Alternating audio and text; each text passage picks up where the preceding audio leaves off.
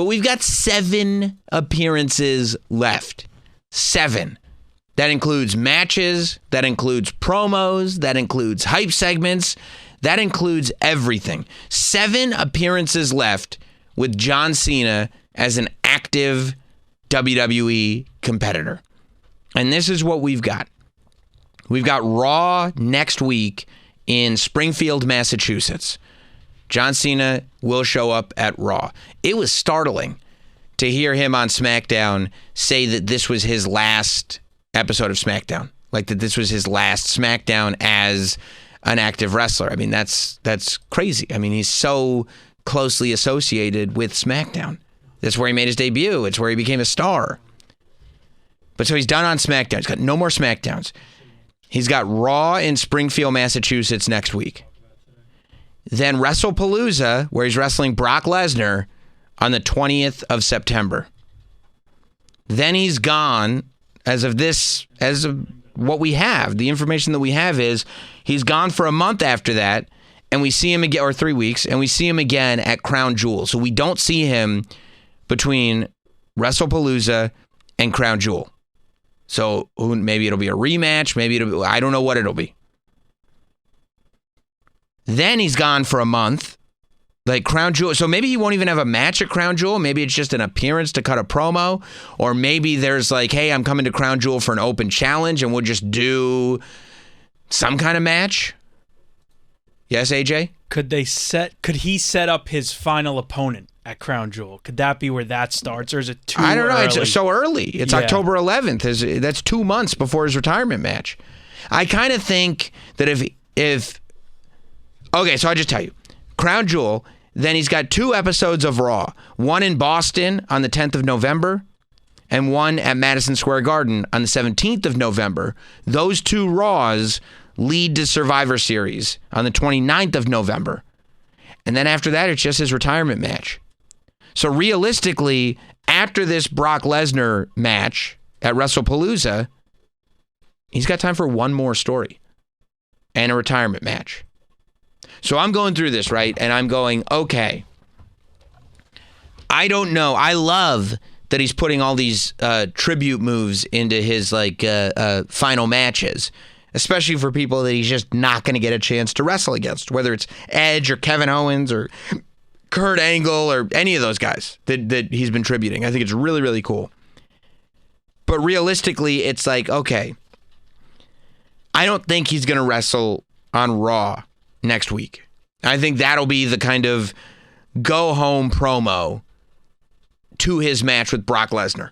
And Brock Lesnar is advertised for SmackDown this week, and I believe SmackDown next week as well. So it'll go, on Friday we'll see Brock, then next Monday we see Cena, then the following Friday we see Brock, then we're already at WrestlePalooza. So that's the Brock story. He doesn't show up again till Crown Jewel.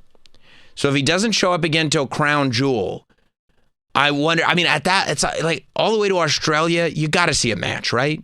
Like you got to, I get a promo, but it's like, it was one thing to do a promo at Money in the Bank a year ago, right? Leading to this year.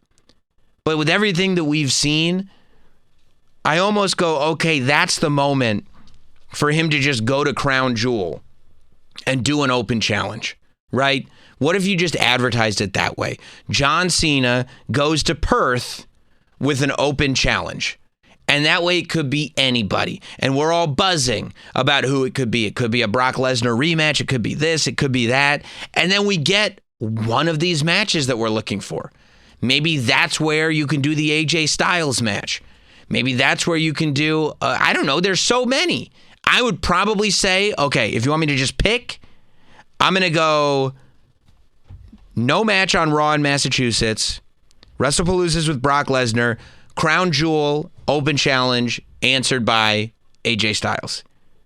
Because at a point, it's like, you know, not everything can be about, well, what if we take some like newer guy and have him get a victory? We've tried it before. You can't just do that. Ask Austin Theory, ask Solo Sikoa. You can't just have them beat John Cena and think everything's going to be okay.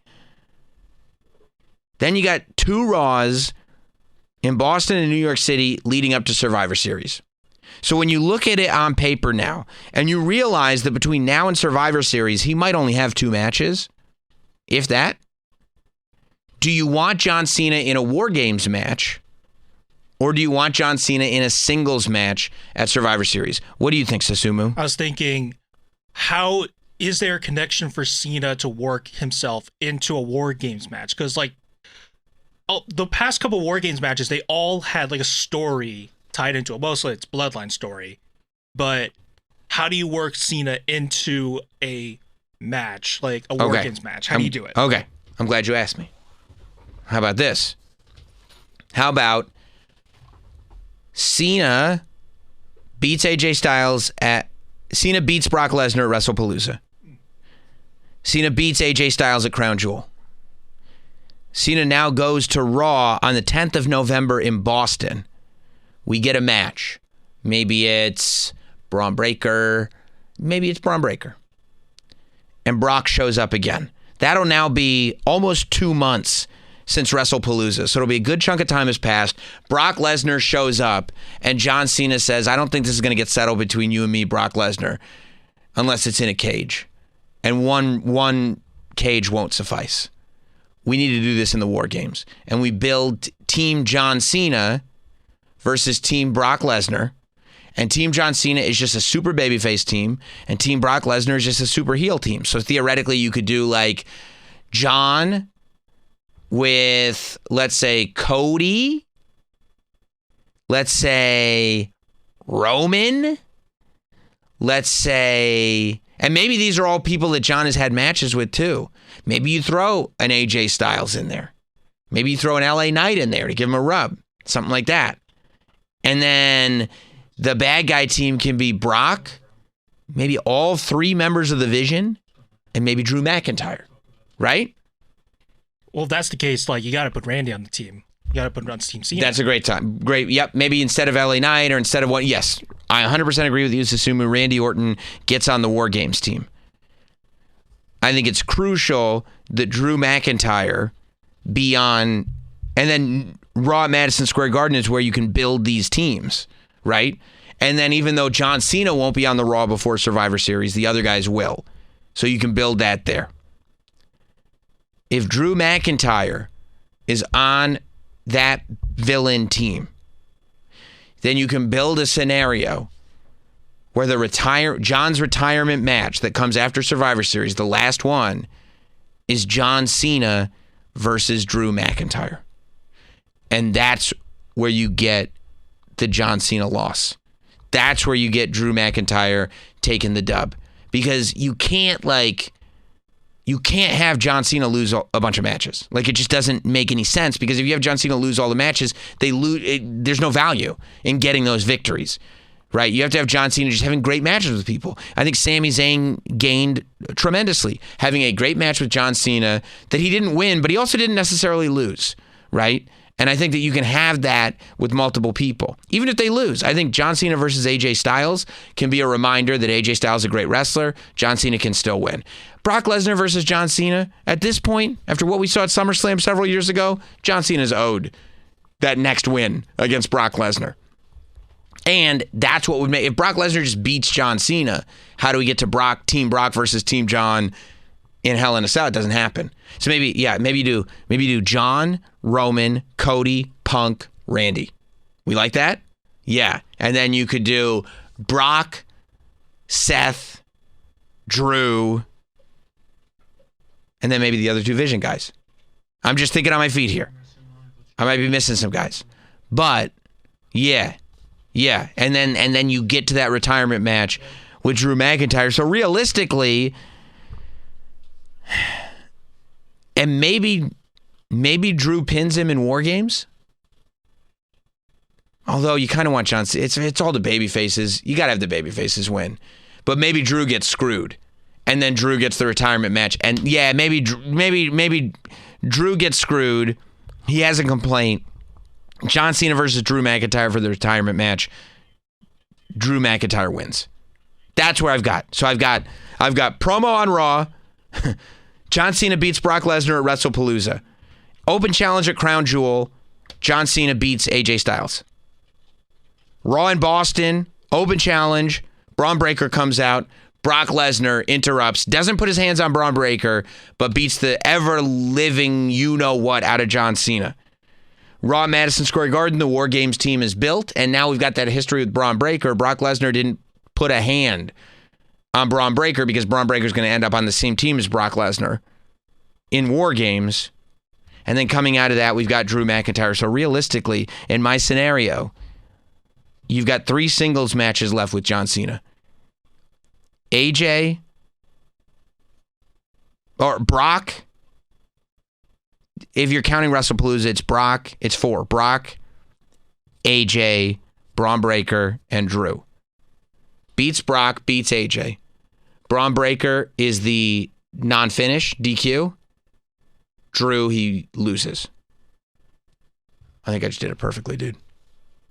I think I did it. What do you think, Susumu? I'm interested in the other side with Brock's team, the dynamics that are in play. Sure, because then, and that's a good thing, because theoretically, we don't know if Brock Lesnar's sticking around or not, but theoretically, if he is, I mean, he hasn't announced he's retiring at the end of the year or anything like that.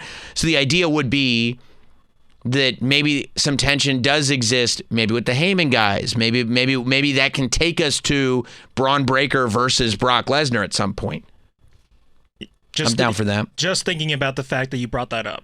So that's Brock, that's Seth, that's CM Punk and Roman Reigns. Yeah. All involved in this Heyman universe. Right. And Heyman's just on the outside going, look at the madness that I've created. Look at what I've done. 877-344-4893. Let's go to Albert in Texas. Let me know what you think of my plan for John Cena. And let me know what you think. Let me know if you think it's the way to go or where we should change things up. Again, promo on Raw next week. Brock at WrestlePalooza. AJ Open Challenge Crown Jewel. Braun Breaker Raw in Boston. DQ finish. War Games build Raw in New York City. War Games match Team Cena versus Team Brock. Retirement match Cena loses to Drew McIntyre. Albert in Texas. What's up, buddy? Hey, Sam. How's it going, man? Hey, so you want AJ Lee to fight John Cena? What's going on here? How is that going to work? No, you know what? Now that you say it like that, it's a stupid idea. Let's go with AJ Styles. Let's just do AJ Styles instead. Okay, all right. That's a lot better. That's a lot better. By the way, did you see the way CM Punk looked at AJ Styles? I'm sorry. I think he got the two AJs mixed up. I hope he's not looking at AJ Styles like that. AJ Lee would probably have something to say. Let's go to Jeremy in Alabama. What's up, Jeremy? What's going on, Sam? Look, I'm hoping that I like what you're saying. I really do. I like to build up what you're saying going into it. I just really hope that they don't put Sammy in this War Games match, because I want Sammy to have something at Survivor Series by himself. I want him to showcase by himself with the U.S. title. I've read a lot of stuff online. I don't know who these people are writing this stupid stuff. But they're talking about Sammy not being a top guy. And I'm sitting there looking at it as I'm seeing it, and they're using the Cena match the other night as an example. And I'm like, that Cena match with him the other night is the example of why he's a top guy.